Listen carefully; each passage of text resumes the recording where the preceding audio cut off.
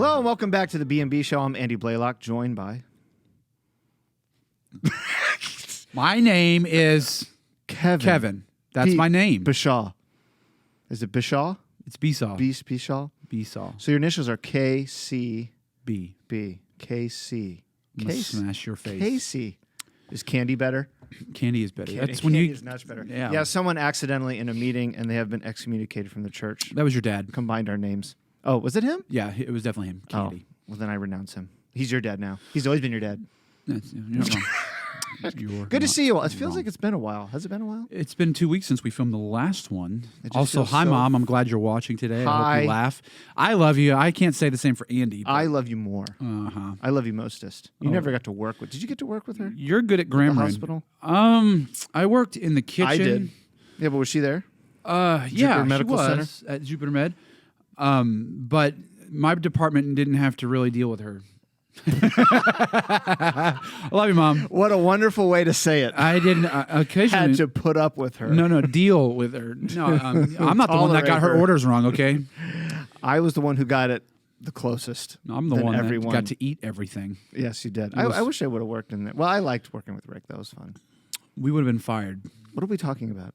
Working. Hi, Mom. That's what we were talking about. Yeah, exactly. Love you. We've Smiles. done Angry Andy's, Angry Andy's is what we did that last week. Gossipy Gashmoo's candy. That's right. Gossiping Gashmoo's. What are we doing today? Can I say this is the most important? Is that bad to say?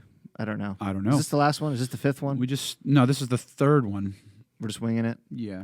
You took flying lessons Yeah, this is a crash course. and you decided to wing it. I winged it. I'm so sorry. Anyway, We're coming down for our landing right here. we are. Oh, you're killing me. I have here with me. Who is this? Do you know who this is? Which Pokemon is that? I don't know. Can you see him here? Let me turn him around for. It is the Master Chief. That's I know right, that one. Master Chief. Now I have him here for a reason. Don't worry, I'll explain it later. This is possibly the most important because I think this is the type of church member that, and we are Yeah. most of the time. I think Uh-huh. personally, the greatest temptation, and that is negativity. We joke around, call it Negative Nellies, but Negative Nellies. So we have Angry Andy's, Uh-huh. Gossiping Gashmoo's. We Gotcha. Yeah, and then Negative Nellies. Negative Nellies. the danger with this is when I say negative, it doesn't necessarily just mean like being an Eeyore. Mm-hmm. You know, I love Eeyore. Thanks for noticing me. You know, it's a beautiful day, Eeyore. It's probably going to rain. I don't just mean that. It's people who wear you down, man. Do you ever have people like that in your life? They seem to sit right next to you and just suck the life out of you every day of your life. I'm Drag sitting their next to you. massive knees, Wee woo. their tree trunks into my legs because you're so tall. That's just not my kidding. It's not my fault, Andy. It is your fault. Go ahead, Kevin. Negative Nellies. You know, funny story. You've heard Negative Nancy before. I used to work at a place, and we call this lady. I'm not going to say her name. She's actually a sweet lady now, Protected but when we purposes. were working with her, she garnered the nickname Negative Nancy. And then one of my college roommates started working at the same place with me, and he'd heard about Negative Nancy, and he went up to this lady. Oh, I've heard a lot about you. It's nice to meet you, Nancy. The only problem was her name wasn't Nancy. Oh no! It was Negative Nancy. Why are you calling me Nancy? Because you're so negative. Who told you this? Oh, Kevin B. Saw over there. Yeah. And thus I quit. No. Nice. That was your flying lesson. Yes. But seriously, you ever been afraid to ask somebody how they're doing? Yeah. Because you know You have chosen poor. And negativity has an effect. You know, I find that you either are or you soon shall be like the people that you spend a lot of time with. Oh dear. If you spend a lot of time with That's people not who you know they uplift, then you're gonna act a little bit more uplift. You know, when I hang around Right. you, I act like you. Yeah. Look at all this. My wife has noticed. To great personal cost. Yes. Great personal cost. She just shakes her head and, oh, man. But you get around somebody who's negative a lot, then you're going to tend to go down that way a lot. I feel like one of my favorite accounts in the Bible is found in Numbers chapter 13 when Moses sends out the spies, the 12 spies, into the land of Canaan. Mind you, it wasn't to see if they should go into the land. Mm-hmm. It was to see how they were going to go into the land. Yep. And so they send these spies in. You know, 12 men went to spy in Canaan, 10 were bad, 2 were good. What do you think they saw in Canaan? 10 were bad and 2 were good. I never went to VBS. Some saw giants big and strong. Some saw grapes. I'm hungry now, but okay. All God was in it all. 10 were bad and 2 were good. There we go. So here's what happens. These spies, they go into the land of Canaan and they spy it out. Again, not to see if they should go into land. God already said it was their land. Yeah. But to see rather how they should go into the land. 2 different scenarios there. Yeah. So the spies, they come back in Numbers chapter number 13. It was all good in the hood. You think the Bible says there it was the time of the first ripe grapes. I mean, it's time to go. It's time to get this. God could help us. Caleb and Joshua, they came back from the land of Canaan. They're like, let's do this right now. Yeah, there might be some obstacles, but God is well able to overcome. Just do it. Let's get after it. Let's go into the land. And literally, you have Caleb. The Bible says he stilled the people in Numbers chapter 13, and he begins to give everything that's good about it. Literally, he spends 1 verse on everything that is good about it. But before he could even get everything out, the other 10 spies are like, well, hold on a second. It's so hard. It's so difficult. And they spend all of their time, 1 verse on everything that's good about the land of Canaan. God's able to help us here. We could do this. God's given us the opportunity to do this. And every other verse is them complaining and being negative. And guess who the people listen to? Yeah. The negative people. Always. Why do people watch the news? It's negativity. And they went from ready to, or not, here we come, land of Canaan. God said, he gave them the promise in chapter 13, verse 2. He said, send thou men that they may search out the land of Canaan, which I give unto the children. Okay? And then they go in there, and now you have all these negative Nellies. Okay, 10 of them. Yeah, 10 negative Nellies. Oh, it's to the giants. They're big and strong. Their walls are huge, and we're grasshoppers. Yeah, they look at we are but grasshoppers in their sight. They're looking. It's interesting. The last couple of verses of Numbers chapter 13, they said we saw giants, the sons of Anak, which come of the giants, and we were in our own sight as grasshoppers, and so we were in their sight. The problem is they forgot God's sight and God's word. That's right. But the point I'm trying to make is because their negativity and their lack of faith and belief in what God already said, it caused a whole nation of people to go back. Yep. You realize that this blew my mind when I first heard it. The trip from Egypt to the Promised Land should have taken 11 days. 40 years. And it started here because of a lack of faith and a bunch of negativity. Yep. So, yep, absolutely. And negativity is contagious. It's like the COVID. You know? Can we say that word?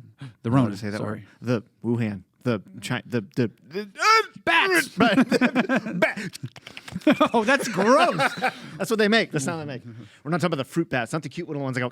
What about the ones in the Philippines that have like a 5-foot wingspan? Those ones go. That's how they sound. Do you practice in front of a mirror doing that? Yep. This took me 3 hours. My throat hurts. I'm being negative. But yeah, being negative. You had 2 spies that were positive. Yep. Let's do this. God is well able. The 2 people in the youth group. And all the other ones. And then all the other ones. So negative. It's draining. It's quite frankly it's draining. Hot. I'm tired. When are we going to go Chick-fil-A? Why are Kevin, we even can I be this? like you and sit in the van the whole time? No, you can't. I'm making sure everybody is safe. I'm transportation. I've been doing this 15 years. I can sit in the AC. But here's the thing. Your attitude, it can be very contagious. Yes.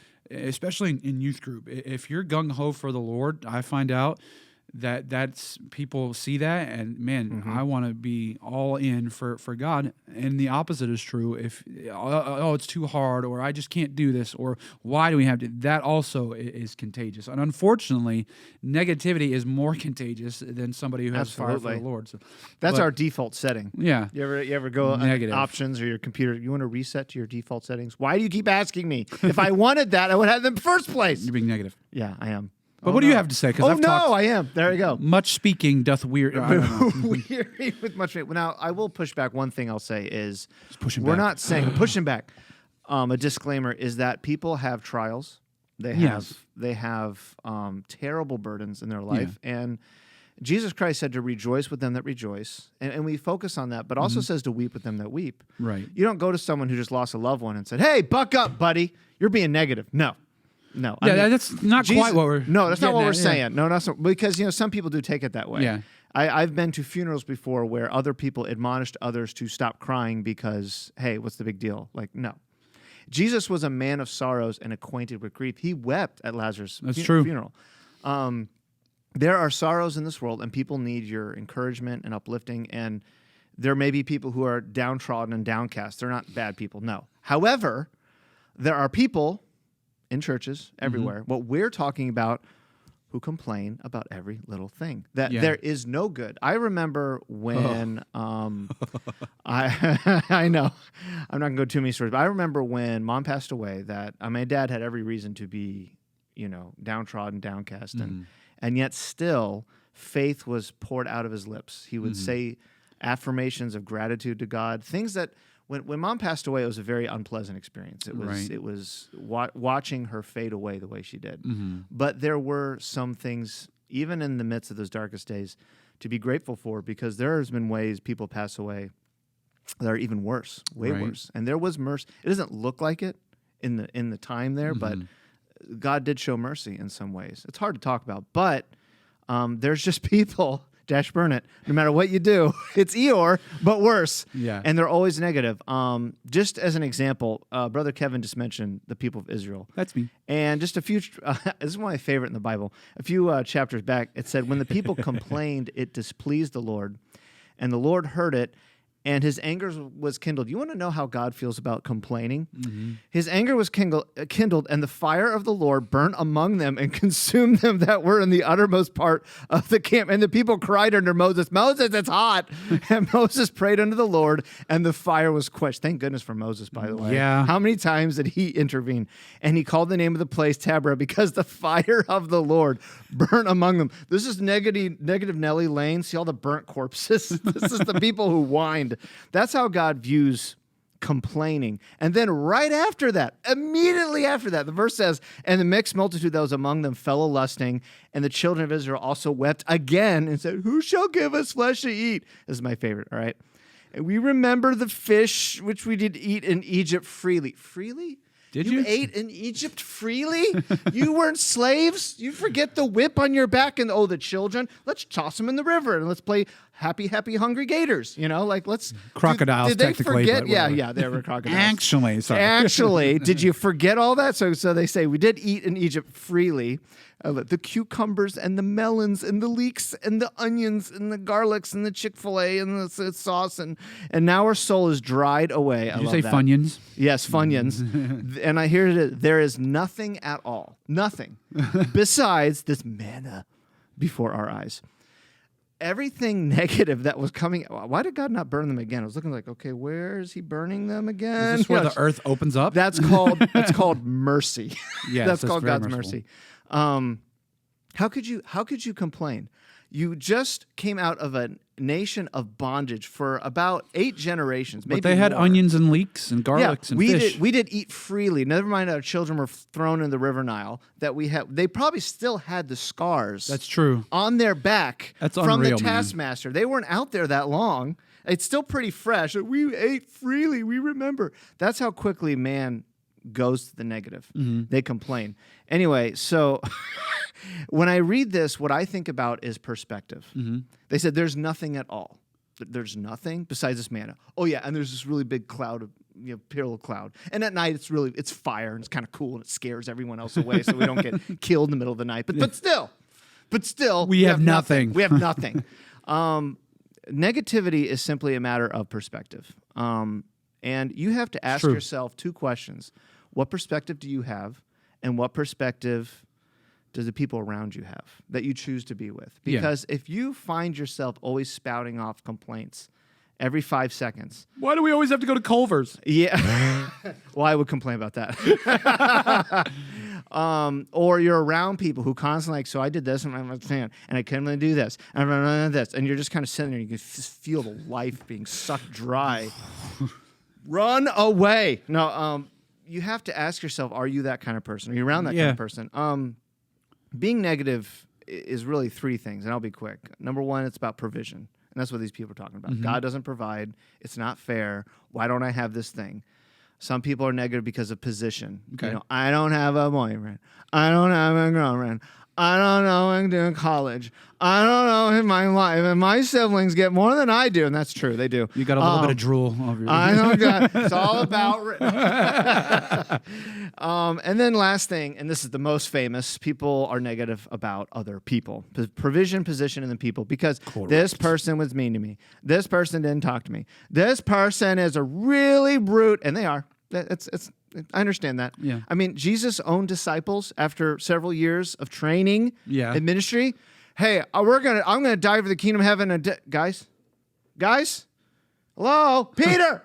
Hey, Peter, I don't know him. Yeah, I don't know. It's like that Mariah Carey. I don't know her. It's like, I don't know. I don't know the guy.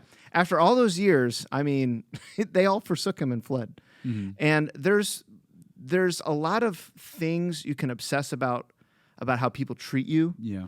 And they did me wrong. They've done this to me, blah, blah, blah, blah, blah. But it's all about perspective. Right. That you have to be, there's an old quote, be the change that you want to see in the world, and be the light. And that bumper sticker? It's yeah, right. That's merch. I like that. But yeah, real quick, because we're wrapping up, but I just want you all to be aware that negativity is everywhere. It's on your social media. Oh, yeah. It's in the news. It's infectious, but it's not reality. You can complain about every little thing, but it's actually not. Because what these people said was technically true. Yeah, they don't have onions and leeks and garlics and fish. No, they don't. But God is providing for them. God is with them. They kind of got over the miracle of the bread, too. Yes, exactly. You have to have the right perspective. And you have to ask yourself the question, do you have the right perspective? And are you surrounded by people who have the right perspective? Everyone's going to have trials. Everyone's going to have burdens. There's nothing wrong with that. But if it's constant, just depression and negativity and just downcast all the time, and they don't see God's goodness in their life, they're going to drag you down with them, always. There's so much that could be said on the subject. As a youth worker and somebody who works with children, it's so easy to like, all right, we're gonna burn the midnight oil on this one. Yeah. Mr. Kevin, you didn't get the sour worms. You got the regular. Are you kidding me right now? Fine. I'm never going back to church. And then when they're 60, they do the same thing. Yeah. We actually took the teens once to like Cheesecake Factory, and people complained. Unreal. Yeah, don't even get me started. I wanted Reese's cheesecake, not Hershey's. What is this swill? Anyway, so let me say one thing though. Yeah, in regards to a lot of people at our church, they've grown up in church. And so, these people who are getting the manna, they kind of got over the miracle that God literally fed them the manna out of nothing. Yes. And I feel like sometimes our young people that grow up in church, they've never been outside of church. They kind of get, I don't want to say used to it, but that's kind of what it is. And they start to complain about everything. Yeah. Why do I have to do this? And why can't I do that? Yeah. Just thank the Lord that you get to grow up in church. You get to grow up in a Christian home. Yes. What a great blessing that is. The problem is you don't know what it's like to not have that. And so it's all you see, so you almost get over it. But you have a great blessing. Yes. And thank God for the Christian home. So anyways, I've got somebody telling me it's time to go, Kevin. It's time to go. Well, we'll see you next week. And as always, get off Facebook. Get your face in the book. Get off chat, get in the Bible app, something. Hey, man. I didn't mention him, but we'll bring him next time. You didn't mention him. Next time. Until then, I won't throw it. Don't do anything I wouldn't do. Who did that? Where'd it come from? Sorcery. Cut.